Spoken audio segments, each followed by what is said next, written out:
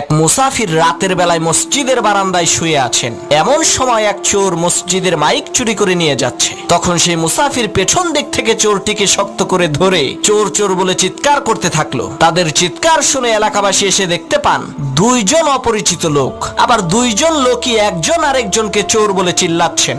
আসলে চোরকে সেটা তো আর এলাকাবাসী জানে না। তখন এলাকাবাসী এই দুইজনকে এলাকার মাতব্বরের কাছে নিয়ে গেল। মাতব্বর বললেন, তোরা দুইজনেই চোর, তোদের শাস্তি হলো সকাল পর্যন্ত তোরা দুইজনে আত্মহত্যায় মারা যাওয়া এই লাশ পাহারা দিবি। আমরা কেউ এই লাশের কাছে থাকবো না। তাদের দুইজনকে লাশের পাশে বেঁধে রাখা হলো। তখন মুসাফির বলছে, আল্লাহ, শেষকালে তুমি আমারে চোর বানাই দিলা। আর সেই চোর বলছে, তুই আমারে ধরলি কেন বল? এই কারণেই তো তুই চোর হইলি। তখন সেই লাশ বলে উঠলো, পাইছি রে পাইছি, আসল চোর রে পাইছি। লাশের কথা শুনে চোর আর মুসাফির প্রচন্ড ভয় পেয়েছে। তখন লাশ বলে উঠলো, আমি মরি নাই, মরার ভান ধরেছিলাম আসল চোরকে ধরার জন্য।